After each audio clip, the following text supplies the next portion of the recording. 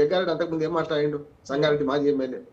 అదే ఇప్పుడు రాజగోపాల్ రెడ్డి మా ఇద్దరం మిత్రులు అని కలుసుకున్న సందర్భం చూసినాం కదా మనం. ఏది మనకు గాంధీ భవన్ సాక్షిగా. ఇవన్నీ చూస్తే ఏంటంటే మీరు అన్నట్టు ఇందులో కాంగ్రెస్ పార్టీలో ఉన్న అగ్రవర్ణాలు లేకుంటే ప్రభావిత వర్గాలు ఏవైతున్నాయో అది అగ్రవర్ణం కాకపోయినా సరే డబ్బు తక్కువ ఉండి కొంచెం సామాజిక బలం ఉంటే వాళ్ళ మీద ఏం చర్యలు లేవు.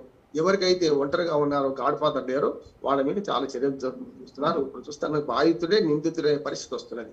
ఇప్పుడు రాజగోపాల్ రెడ్డి గారు మాట్లాడిన విషయంలో మరి అందులో సామ్యాలకు మద్దతుగా ఉంటుందా పిసిసి టిపిసిసి, లేకపోతే రాజగోపాల్ రెడ్డికి మద్దతుగా ఉంటుంది అంటే రాజగోపాల్ రెడ్డికి మద్దతుగా ఉంటుంది అంటున్నారు. గతంలో టిపిసిసి అధ్యక్షుడు మహేష్ కుమార్ గౌడ్ గారు ఒక ఇష్యూలో వచ్చినప్పుడు ఇదే రాజగోపాల్ రెడ్డి చేసిన వ్యాఖ్యలు చాలా దురుసుగా ఉన్నాయంటే మా దృష్టికి రాలేదు, ఎవరు కంప్లైంట్ చేయలేదు. కంప్లైంట్ చేయకపోతే సుమోటో తీసుకోరా, ఓట్లు తీసుకుంటున్నాయి కదా సుమోటో, మీరు ఎందుకు తీసుకోలేదు అంటే చేతే కాకపోవడం అన్నట్టు కదా. అంటే వ్యవస్థలు విఫలమైతే మనం ప్రపంచవ్యాప్తంగా చూస్తున్నాం రాజు గారు, దానికి దీనికి పోలిక పెడుతున్నాను కావాలని.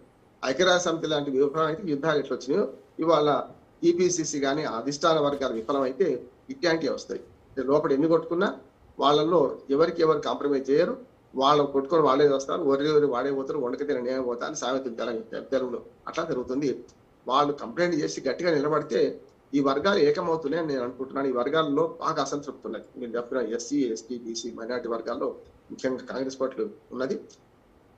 కాంగ్రెస్ పార్టీ అంటే మన పార్టీ ఒక వర్గాన్ని వ్యతిరేకించను కానీ రెడ్ల పార్టీ అనే ఒక పెద్ద ఆరోపణ కూడా ఉన్నది మన దగ్గర.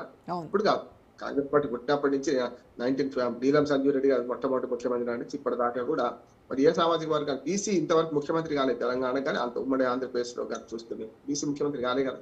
మరి ఎవరికి న్యాయం చేస్తున్నట్టు వీళ్ళు అంటే రెడ్ల పార్టీ అన్నది మీరు అన్నట్టుగా ఇప్పుడు ఇక్కడ కొంతమంది విమర్శలు చేసినటువంటి వాళ్ళు, ఆరోపణలు చేసినటువంటి వాళ్ళు ఆ రెడ్డి సామాజిక వర్గానికి సంబంధించిన వాళ్ళు ఉన్నప్పటికీ కూడాను ఎమ్మెల్యేలు వాళ్ళపైన ఎలాంటి చర్యలు లేవంటే ఇది నిజమే కదా, దానికి ఊతం ఇస్తుంది కదా అన్నట్టుగా కూడా అనిపిస్తా ఉంది రెడ్ల పార్టీ అనేది. ఎందుకంటే రెడ్డి సామాజిక వర్గానికి సంబంధించినటువంటి వాళ్ళకి ఎలాంటి చర్యలు ఉండవు అని.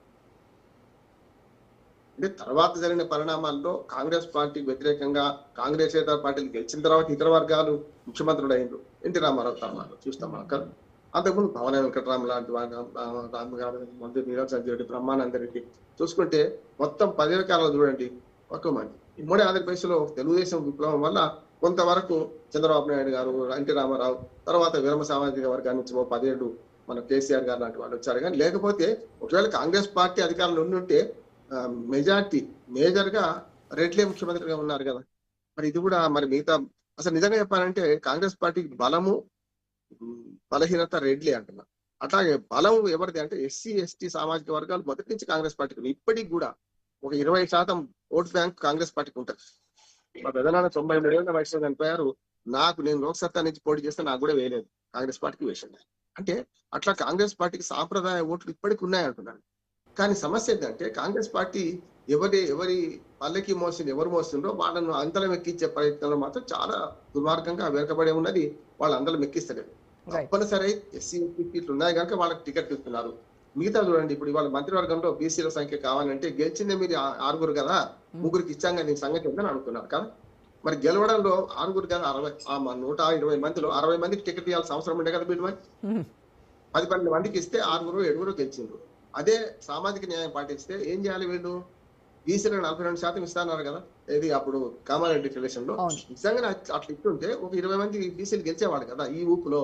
మరి అప్పుడు మంత్రివర్గంలో 1/3 అంటే 6 మంత్రులు ఉండేవాళ్ళు కదా బీసీ. అంటే ఏమవుతుందంటే మీరు ఇస్తందుకు లేరు కదా మనుషులు. ఎస్సీ ఎస్టీ సీట్లు ఫిక్స్ గా ఉన్నాయి కనుక సమస్య లేదు. సామాజిక బలం వాళ్ళకి పెరిగినా కొద్ది ప్రతి డిలిమిటేషన్ పెరుగుతున్నాయి, అది సమస్య లేదు. అందుకనే ఆ రెడ్ల పార్టీ అనే దాన్ని అపవాదం దూరం చేసుకోవడం ఒకటి, ఆధిపత్య వర్గాలకు ఆధిపత్య కులాలకి మేము మద్దతు ఇస్తున్న దూరం చేసుకోకపోతే కాంగ్రెస్ పార్టీ చాలా నష్టపోతుంది. ఇప్పుడు ఈ ప్రజలు గమనిస్తుంటారు, కాలం రాగానే కాటేసి తింటామన్నట్టు ఇవాళ ఎస్సీ ఎస్టీలు మైనార్టీలు తిరగబడే కాలం వస్తుంది, ఖచ్చితంగా పార్టీ నష్టపోతా అంటున్నాను. Right right Rammohan